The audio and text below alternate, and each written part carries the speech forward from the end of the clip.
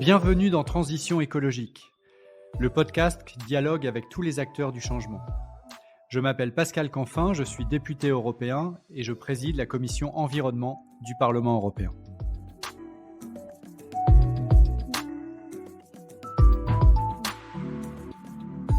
Dans ce podcast, je dialogue avec des responsables politiques, des chefs d'entreprise, des militants de la société civile et nous soulevons ensemble le capot de la transition écologique. Comment faire ?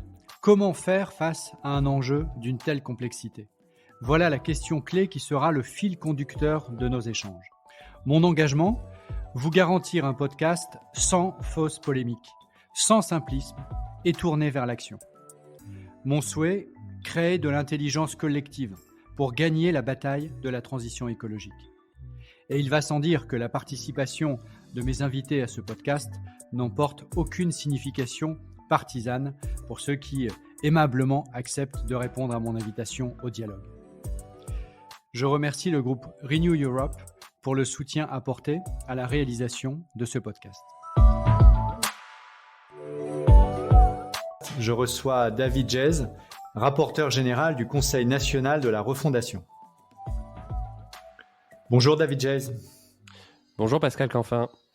Je suis ravi de vous recevoir. On va aujourd'hui présenter le Conseil national de la refondation, qui n'est pas forcément connu encore de tous, mais qui est une innovation démocratique intéressante, qui a été initiée par Emmanuel Macron, président de la République, après sa réélection en 2022, pour innover dans la conception, la production de quelques grandes politiques publiques clés en matière d'éducation, de santé ou de transition écologique. Et donc, on va avec vous, qui êtes un peu le grand coordinateur de cette initiative, qui est à la fois nationale et qui se décline sur l'ensemble des territoires. On va ouvrir un peu le capot pour s'interroger sur la nécessité d'innover dans la conception des politiques publiques, d'avoir une meilleure association des acteurs territoriaux, des élus locaux, des forces vives, comme on dit dans un jargon un peu facile, mais qui néanmoins résume l'action de la société civile, mais aussi s'interroger sur les obstacles. C'est-à-dire, qu'est-ce qu'il faut changer, qu'est-ce qui ne va pas aujourd'hui dans la production des grandes politiques publiques, par exemple en matière de santé, d'éducation ou de transition écologique. Puis ensuite, on fera des focus justement précis sur ce qui est sorti ou ce qui commence à sortir en termes d'innovation, de nouvelles idées du Conseil national de la refondation sur les 3 domaines que je viens d'évoquer.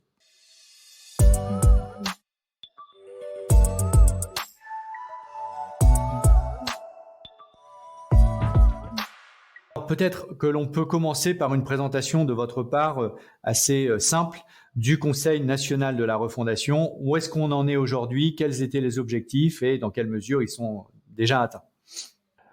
Merci d'abord de votre invitation. Très, très content de pouvoir échanger avec vous et présenter un peu mieux ce Conseil national de la refondation qui reste encore assez mystérieux pour la plupart de nos concitoyens. L'initiative, elle a effectivement été lancée le 8 septembre 2022 par Emmanuel Macron. Et ce qui a mené à cette initiative, c'est un diagnostic sur la crise démocratique que traverse notre pays. Alors, la France n'est pas le seul pays à traverser une crise démocratique, mais on le voit dans beaucoup de sociétés occidentales. On a des taux d'abstention qui montent très fortement.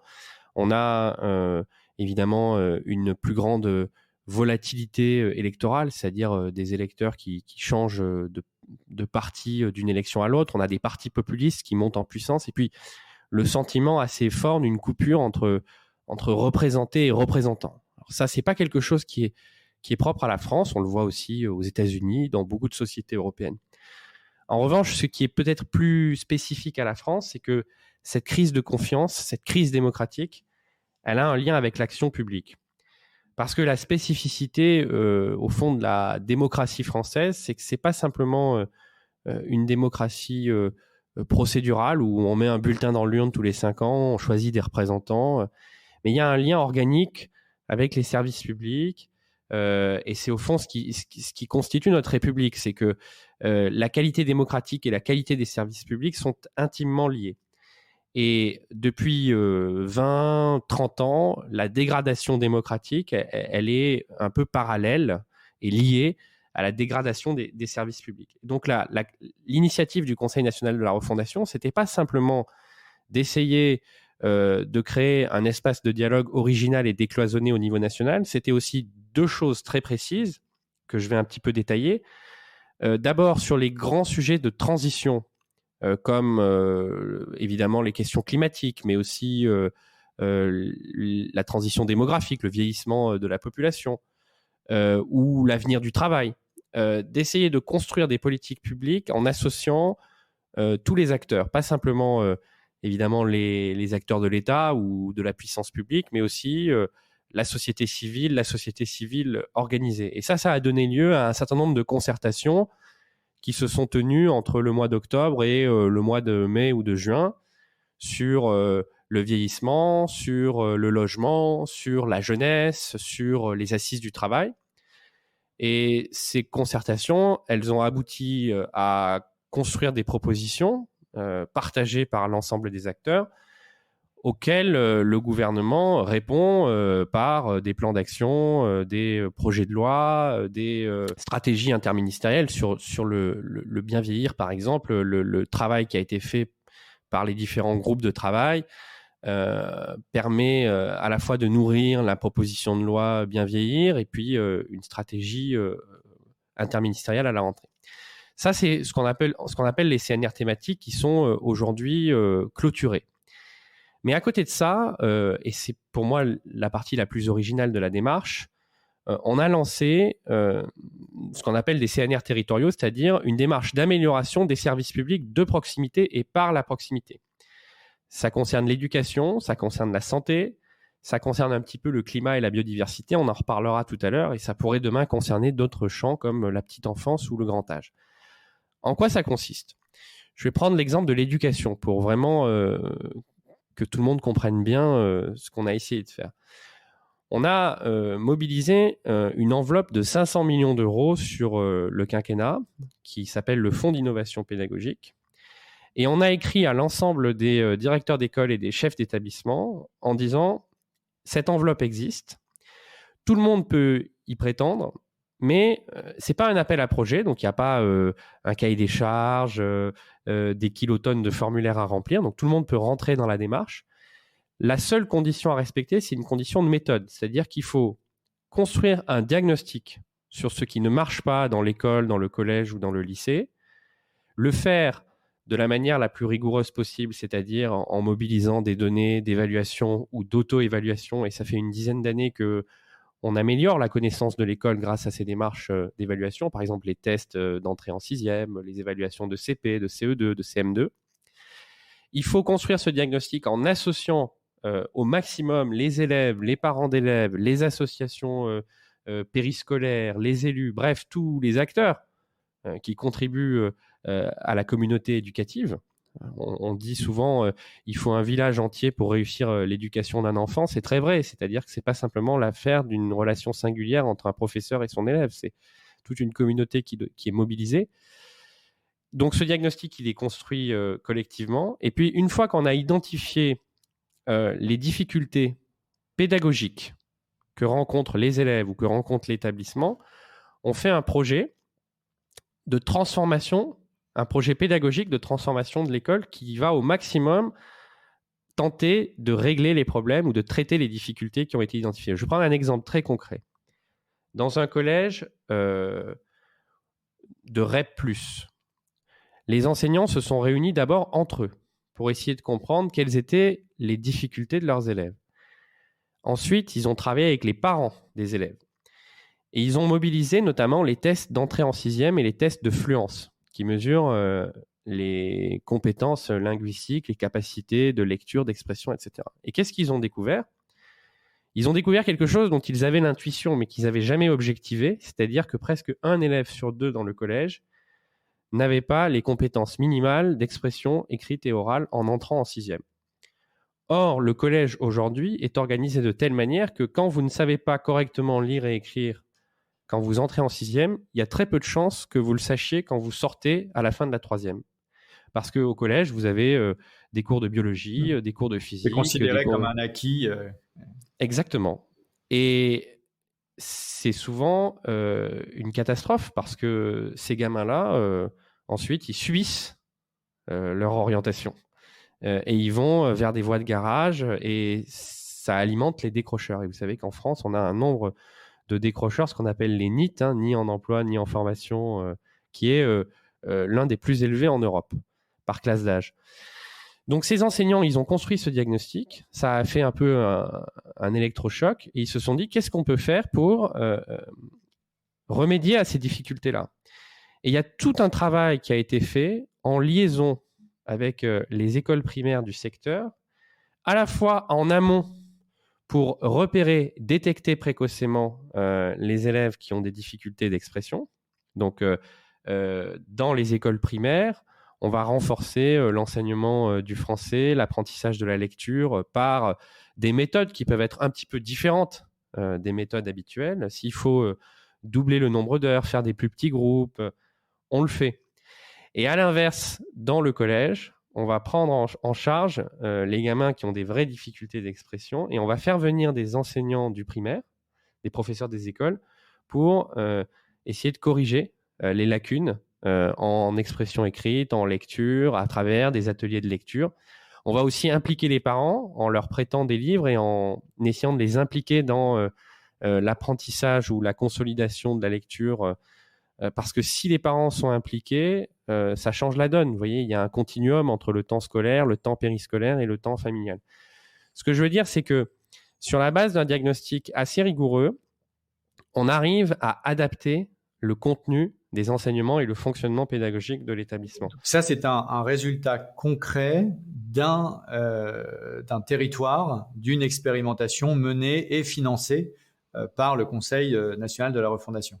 Par le Fonds d'innovation pédagogique, effectivement, qui participe du Conseil national de la refondation. Et ce qui est fondamental dans tout, voilà, ce qui est fondamental dans tout ça, c'est que c'est pas seulement le projet. Évidemment, le projet, l'objectif, c'est qu'il change des destins, puisque ces gamins, en fait, ils vont réparer leurs lacunes ou leurs difficultés. Donc ensuite, ils seront beaucoup plus libres de choisir leur orientation. Donc c'est une vraie mesure d'égalité des chances. Mais au-delà de ça, vous avez des enseignants qui ont travaillé sur des données, donc ils connaissent mieux leur structure, qui collaborent en dehors de la classe entre eux.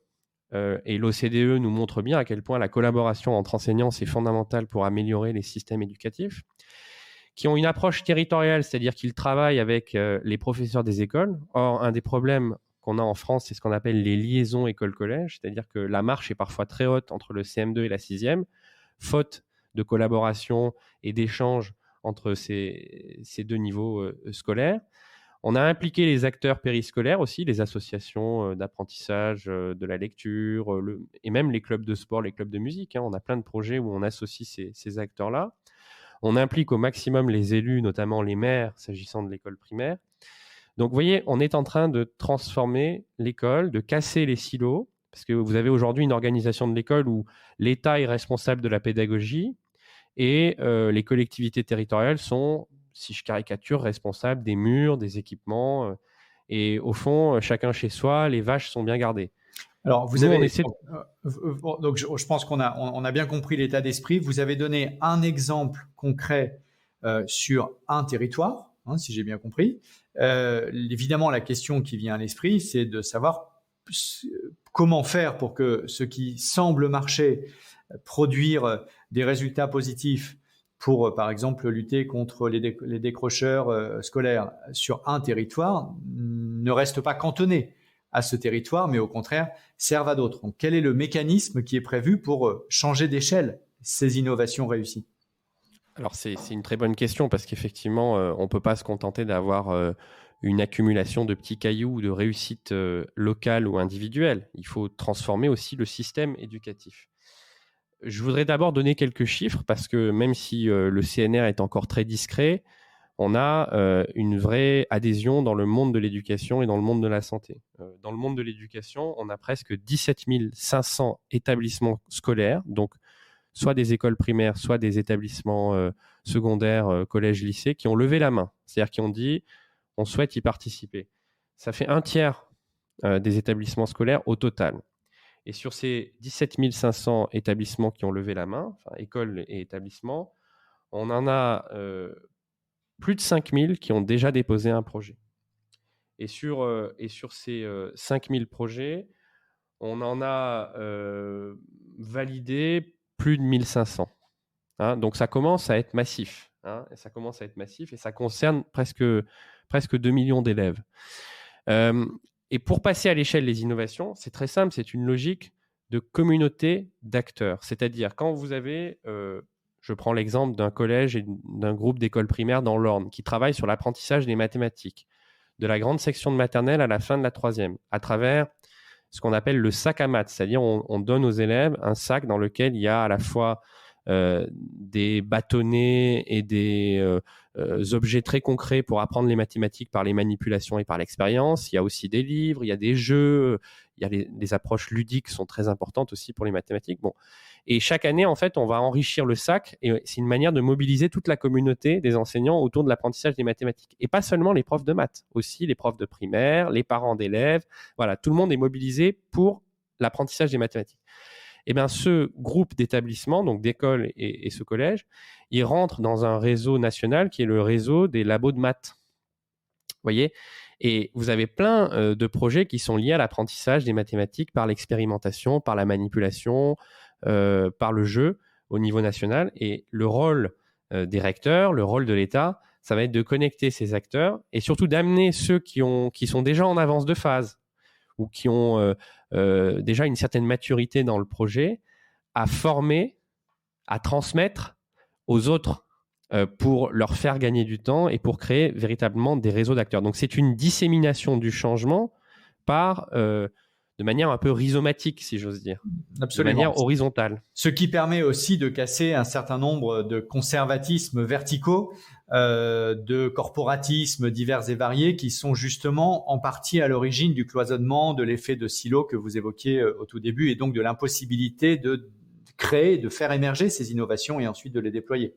Exactement, tout en embarquant aussi les enseignants. C'est-à-dire que si vous voulez faire changer des mondes comme la santé ou l'éducation, on parlera peut-être de la santé tout à l'heure. Absolument. Vous êtes obligé, il va de soi que les enseignants, les médecins, les infirmiers, bref, les acteurs, les professionnels doivent être aux avant-postes du changement. Si vous avez une injonction verticale au changement par voie de circulaire ou même par des grandes réformes ou des grands plans qui viennent de Paris et qui tombent comme ça sur le terrain, les acteurs sont souvent très récalcitrants parce qu'ils disent qu'est-ce que c'est que cette technocratie qui va nous expliquer ce qu'on doit faire à notre place. Si au contraire vous misez sur cette intelligence qui existe partout, parce qu'il y a des mines de compétences partout dans la société française et dans l'éducation nationale, vous avez 1 million d'enseignants, donc il y a aussi des gens absolument géniaux, absolument remarquables, mais on ne met jamais en exploitation cette mine d'or. Le CNR, c'est vraiment l'idée de mettre cette mine d'or en exploitation et de dire c'est vous qui savez, et nous on va juste être des catalyseurs, on va être des facilitateurs, et on va surtout être des connecteurs. C'est-à-dire qu'une fois que vous avez fait la démonstration, que vous avez un démonstrateur, que vous avez fait la démonstration que l'apprentissage des mathématiques s'améliore dans votre réseau d'établissements grâce à cette méthode, faisons-en profiter des dizaines de milliers ou des centaines de milliers d'élèves. Ne le cantonnons pas à une expérimentation locale.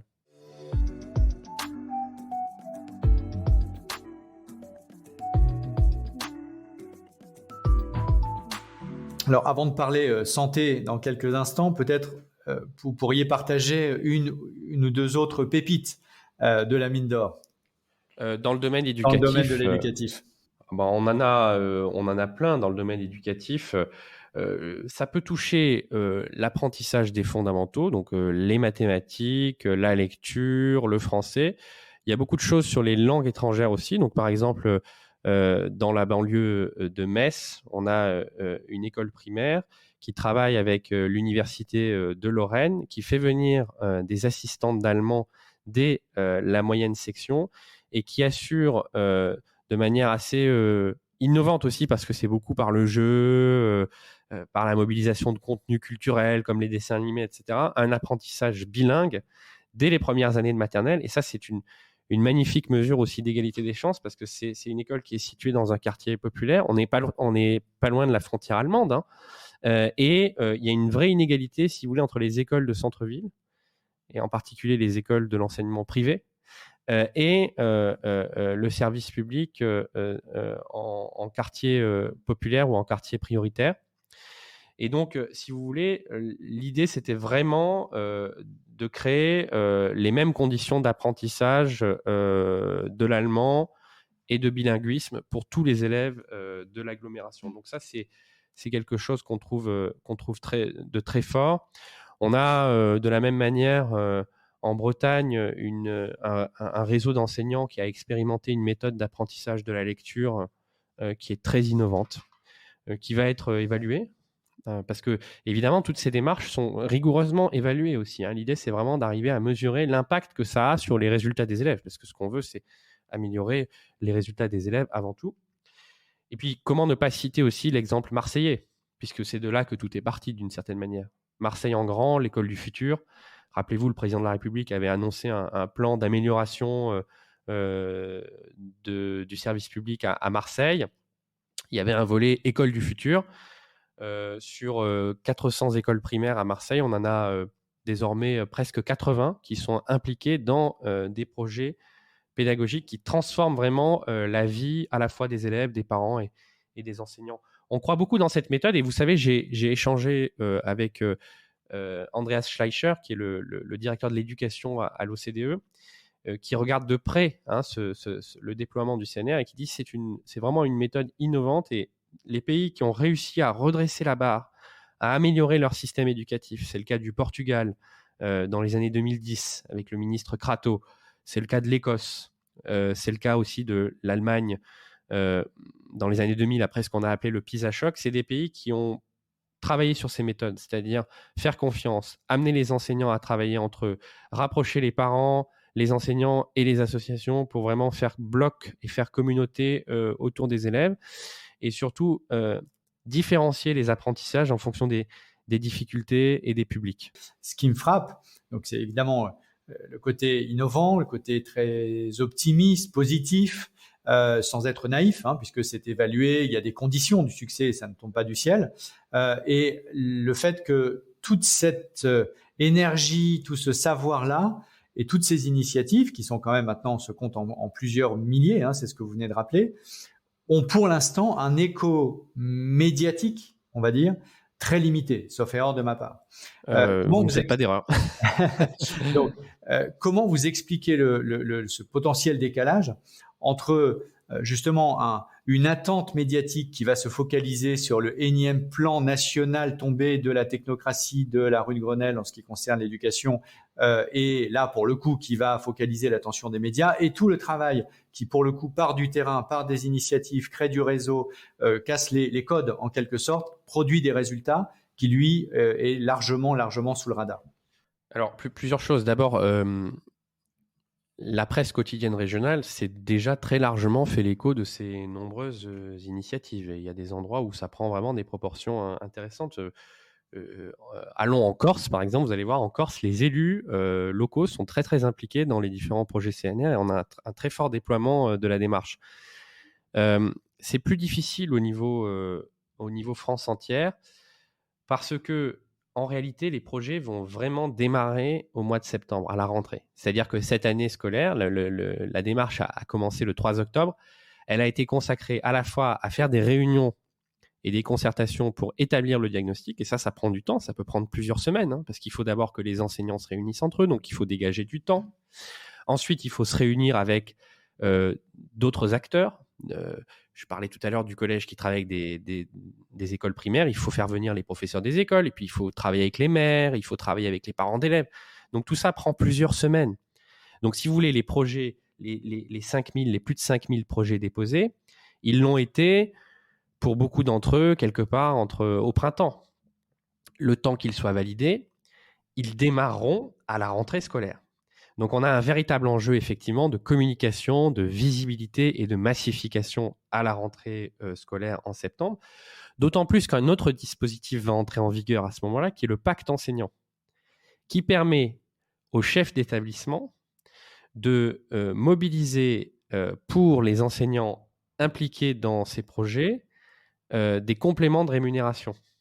1250 ou 2 fois 1250 euros pour, en quelque sorte, gratifier les enseignants qui donnent de leur temps, parce que ces projets prennent énormément de temps. Et souvent, les enseignants nous disent, le problème, ce n'est pas l'argent. On peut arriver à faire des miracles avec pas tellement d'argent en plus. En revanche, on a besoin de temps.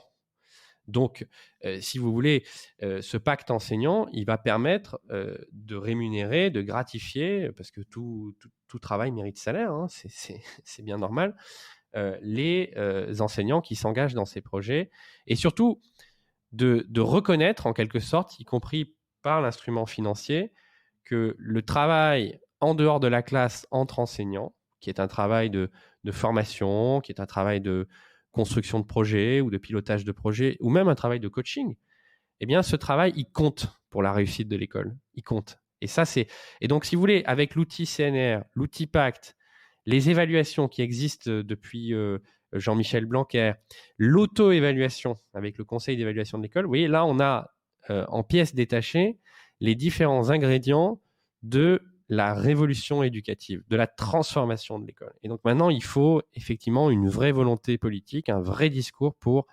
accompagner et mettre du vent dans les voiles à cette transformation. Et créer les conditions de l'autonomie qui permettent justement d'expérimenter des nouveaux dispositifs.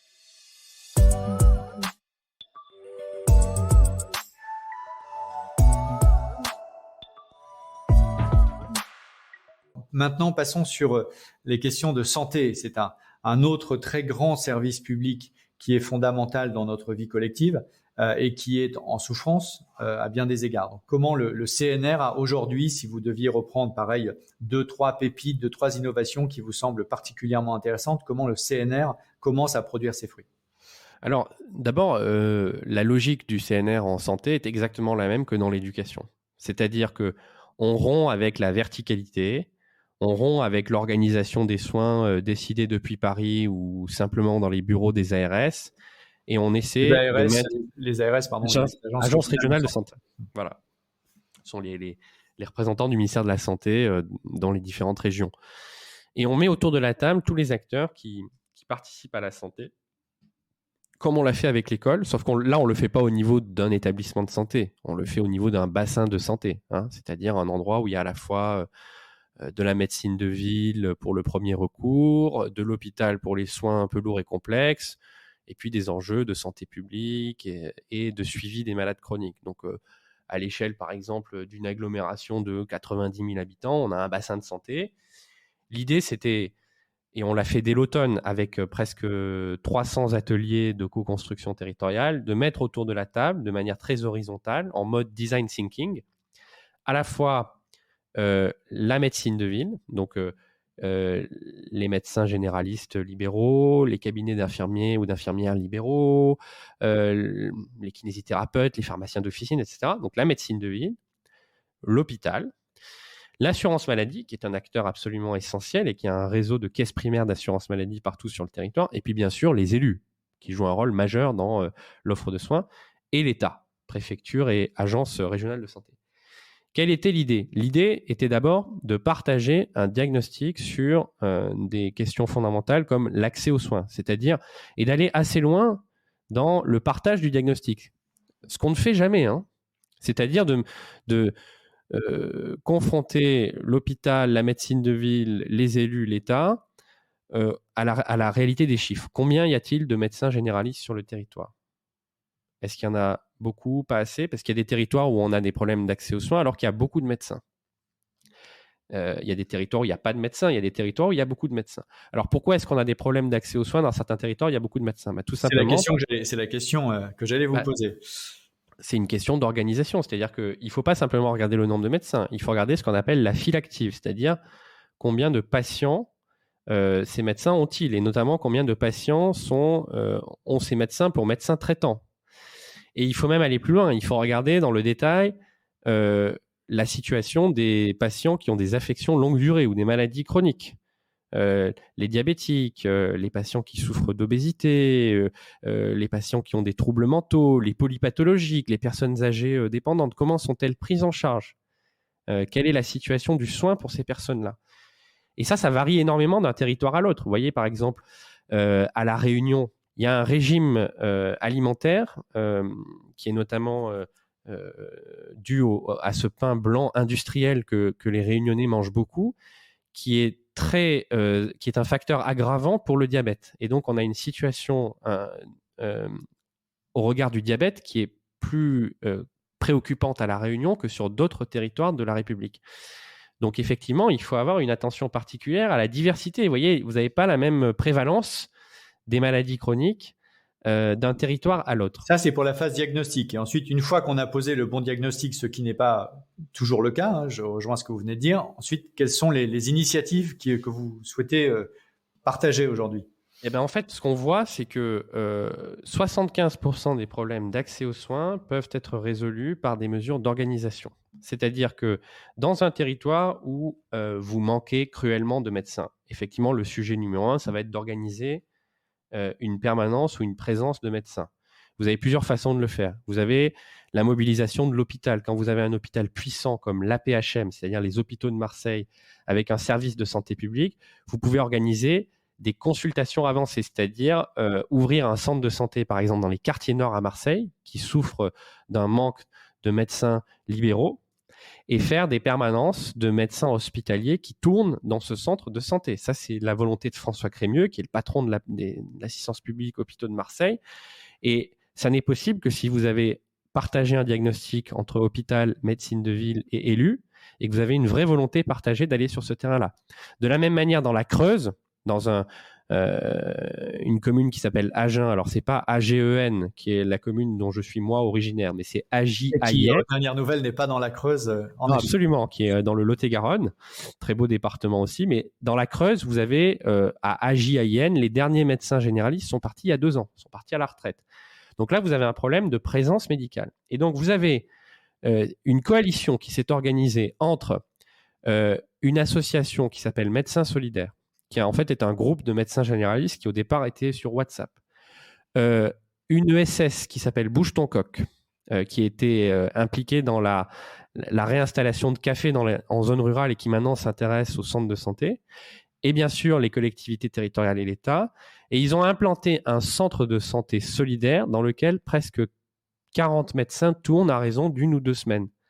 Ça permet de rétablir une continuité des soins. Voyez, donc ça, c'est là où il n'y a pas assez de médecins. Mais il y a d'autres endroits où le sujet, c'est pas tellement de faire venir plus de médecins, c'est plutôt d'améliorer la productivité, le temps médical et de mieux prendre en charge les malades chroniques. Et donc là, le sujet, ça va être soit de favoriser le recrutement d'assistants médicaux pour libérer du temps médical, soit de favoriser ce qu'on appelle l'exercice coordonné, c'est-à-dire de faire collaborer des médecins, des infirmiers, des kinés, des pharmaciens, y compris dans des centres de santé, soit de favoriser les délégations d'actes.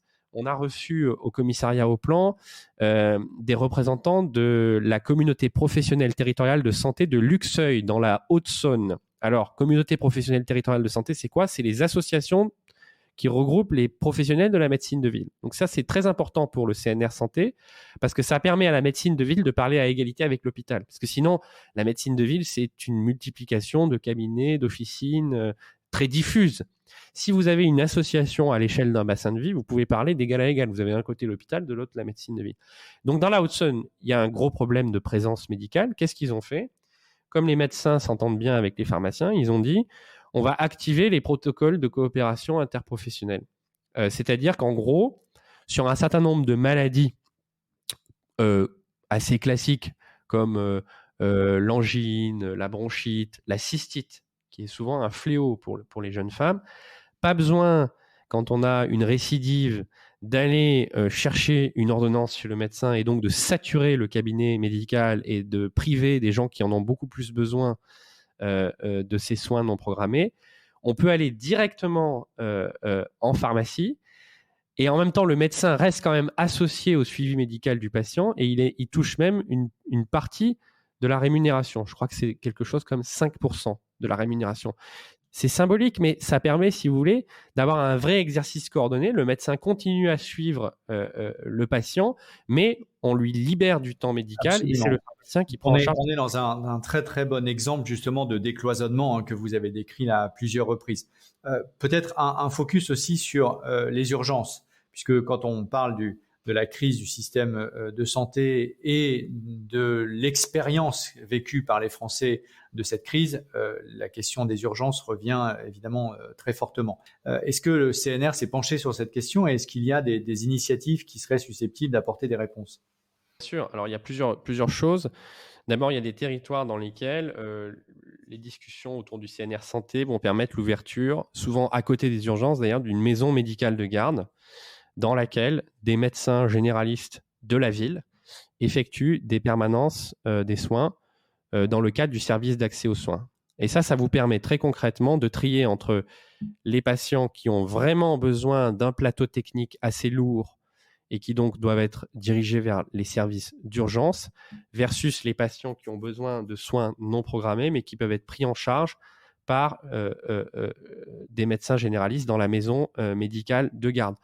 D'une manière générale, le CNR va permettre l'accélération du déploiement du service d'accès aux soins sur tout le territoire. Donc concrètement, ça veut dire organiser au sein de la médecine de ville une véritable permanence des soins ambulatoires.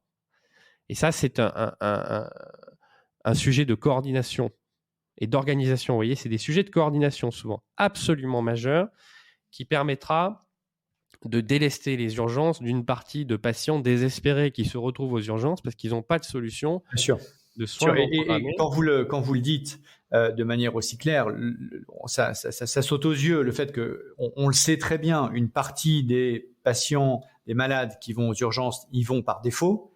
Et lorsqu'ils sont aux urgences, ils n'ont aucune alternative, même si le médecin urgentiste a repéré en 3 minutes qu'en fait leur place n'était pas là.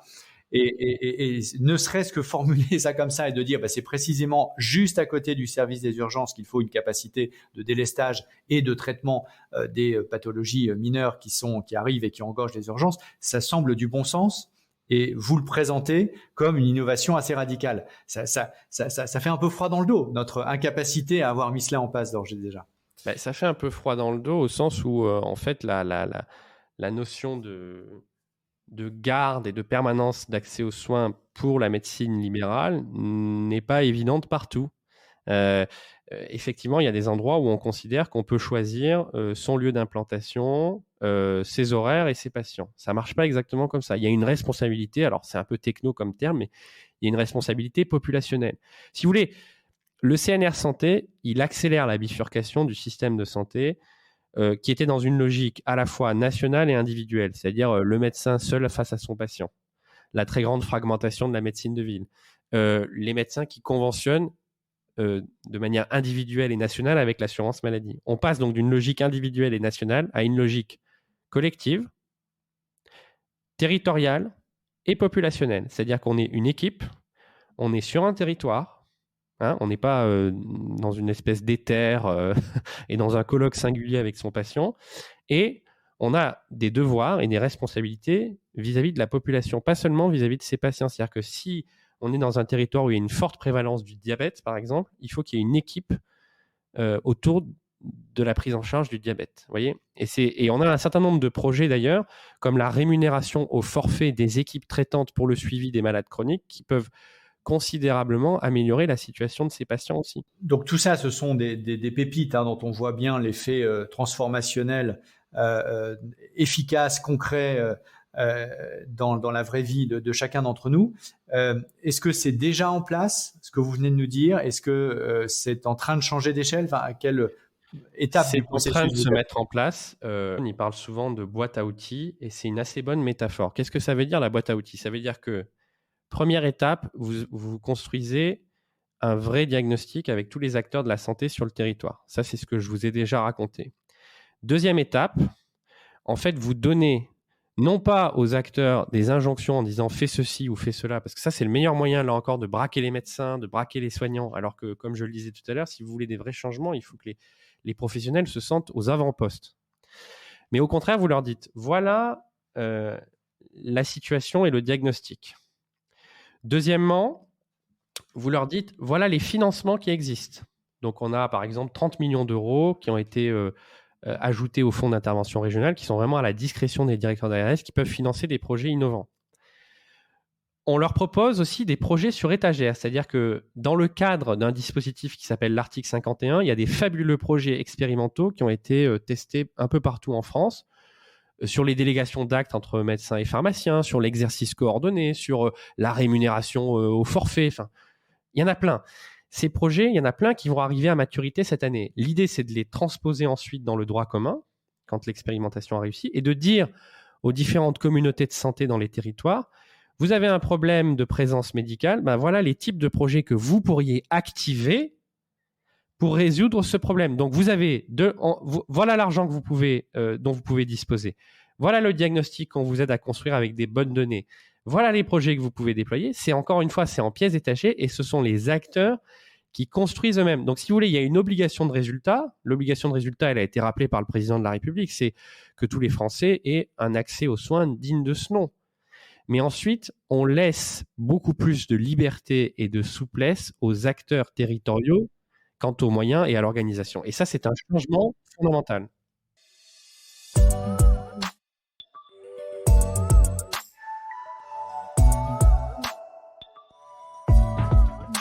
On va maintenant très rapidement passer à un troisième enjeu que l'on a l'habitude de couvrir largement dans ce podcast, qui est la transition écologique et climatique, puisque ce que vous avez dit peut évidemment s'appliquer aussi à cet enjeu-là. Je pense que, je crois savoir que les CNR sont peut-être moins avancés que ce que vous avez décrit de manière extrêmement précise et opérationnelle sur l'éducation et la santé. Néanmoins, est-ce que vous commencez à avoir quelques pistes pour traduire les grands principes que vous venez de démontrer dans le domaine de la transition climatique? Oui, alors il y a quelques années, on avait lancé, vous le savez bien Pascal, puisque c'est un sujet que vous connaissez extrêmement bien, les CTE, les contrats de transition écologique. Nous avons décidé de reprendre un petit peu cette logique et nous avons, avec Christophe Béchu, sélectionné, avec Christophe Béchu et les associations d'élus, notamment intercommunaux, une 60aine de territoires expérimentaux de la planification écologique, de la déclinaison territoriale de la planification écologique, avec une grande diversité de territoires. C'est-à-dire que ça va de la métropole de Nice, de l'agglomération toulousaine, au PETR Porte de Gascogne dans le Gers ou au Pays de Saverne dans la région Grand Est. Et on leur a proposé d'organiser des ateliers de design thinking associant à la fois les élus, les services de l'État, les services techniques des collectivités territoriales, mais aussi, en fonction des thèmes choisis, les différents acteurs de la société civile qui peuvent contribuer à la transition écologique. On leur a dit, choisissez deux thèmes qui sont des thèmes prioritaires de transition dans votre territoire. Ça peut être les transports, ça peut être le logement, ça peut être la biodiversité, ça peut être la consommation d'énergie. Voilà. Et on a dit, il faut que vous, de la même manière qu'on l'a fait pour l'éducation ou la santé, vous construisez un diagnostic sur là où vous voulez aller, vous énoncez les uns et les autres vos capacités d'action. Et sur la base en fait de ce travail, vous essayez d'imaginer un projet qui va permettre de résoudre les problèmes tout en réussissant la transition écologique. Je vais prendre un exemple très concret tout de suite pour être précis, puisque j'y ai participé. Je me suis rendu dans le PETR Porte de Gascogne. Donc c'est un PETR, c'est un projet, un pôle d'équilibre territorial, c'est-à-dire que c'est un regroupement d'intercommunalités très rurales. On est dans le Gers et on est vraiment à la frontière de la Haute-Garonne, donc très près de Toulouse. On a une situation, et on a travaillé sur le logement ce jour-là, et on a une situation du logement qui est très particulière, puisque dans le département du Gers, on a 110 000 logements, et sur ces 110 000, on a 90 000 maisons individuelles, qui ont en moyenne 5 chambres. Donc, vous imaginez, et qui sont de l'ancien. La plupart ont été construites avant 1946. Donc, vous imaginez les passoires thermiques qu'on a potentiellement là-bas. Donc, on a plusieurs contraintes. On nous dit il faut faire la rénovation thermique des logements. C'est indispensable pour améliorer la la contribution du pôle logement, en quelque sorte, à la lutte et à la mitigation du réchauffement. Deuxièmement, il faut atteindre les objectifs de zéro artificialisation nette en 2050. Donc, il faut arrêter de s'étendre. Or, dans ces départements ruraux, on a eu un vrai desserrement, en quelque sorte, de l'urbanisation ces 30 dernières années. Et troisièmement, on a une situation sociale intéressante, puisque les populations qui vivent dans ces maisons individuelles vieillissent. Ce sont souvent des ménages, des couples âgés dont les enfants sont partis. Et donc, ces gens, on leur dit, vous devez rénover leur logement. On a très peu d'artisans capables de le faire sur le territoire. On a des devis qui, évidemment, à cause de la rareté de l'offre, explosent. Les gens ne s'en sortent pas avec ma prime rénov parce que c'est très compliqué. C'est des procédures qui ont l'air très compliquées. Il faut être à l'aise avec Internet, etc. Donc, voilà.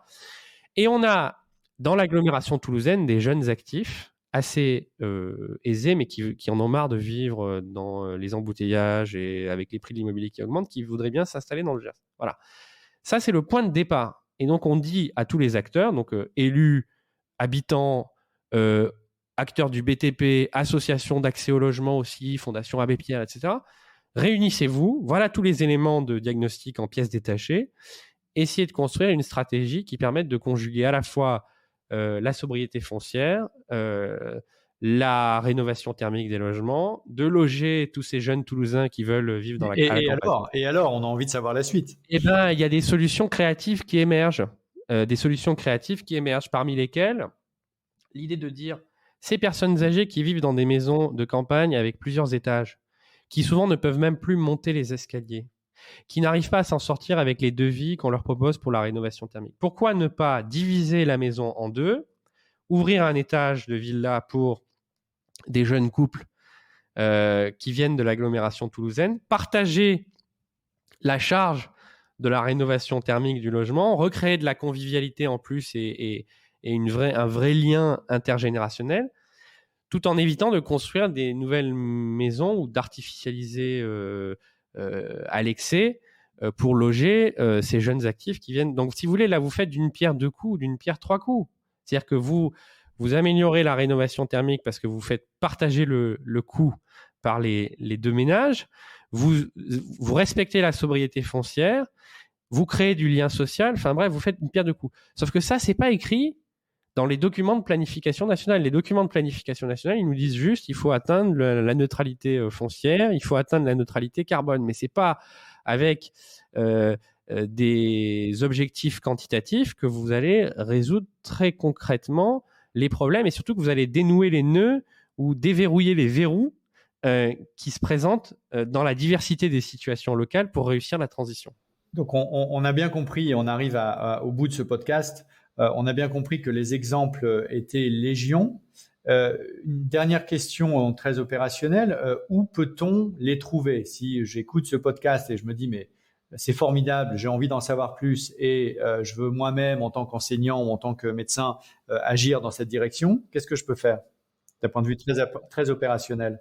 Nous avons un site qui s'appelle conseil-refondation.fr sur lequel vous avez aujourd'hui, tout n'y est pas, mais vous avez plus de 1500 projets qui sont répertoriés en fonction des sujets, donc éducation, santé, climat. Vous cliquez sur le thème qui vous intéresse, sur le territoire qui vous intéresse et vous avez des fiches de présentation des projets. Et puis, si vous allez sur le site de la DGESCO, donc la Direction Générale de l'Enseignement Scolaire, vous avez aussi une sélection des projets un peu plus détaillés dans le domaine éducatif. Mais tout est en accès libre sur Internet.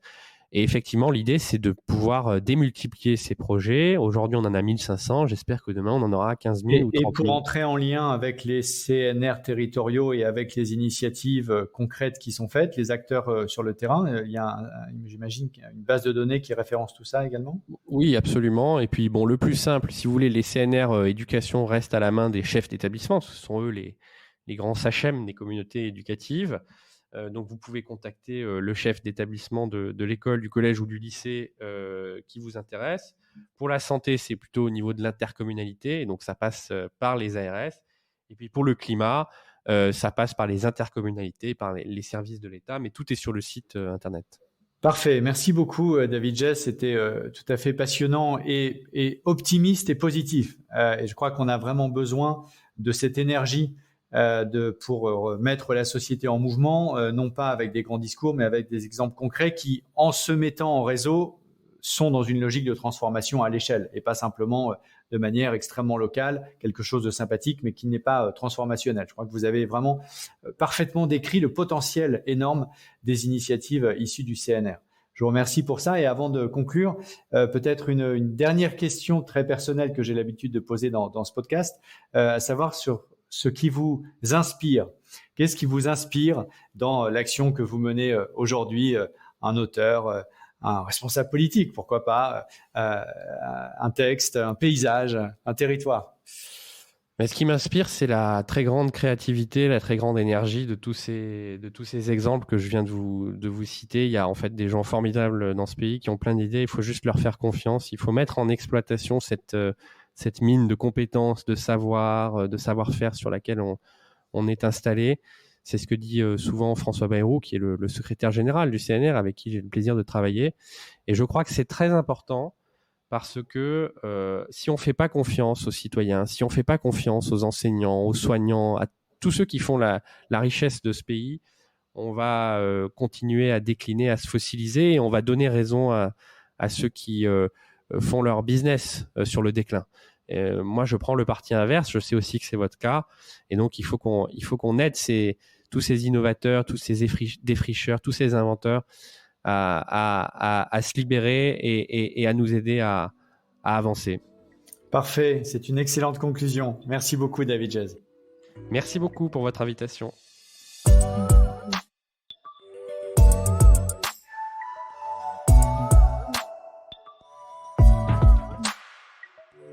C'est la fin de ce podcast. Merci à vous de l'avoir écouté et merci au groupe Renew Europe pour son soutien. N'hésitez pas à vous abonner, à poster vos commentaires et le lien vers ce podcast avec le hashtag Transition écologique. À bientôt pour un nouveau dialogue avec les acteurs du changement.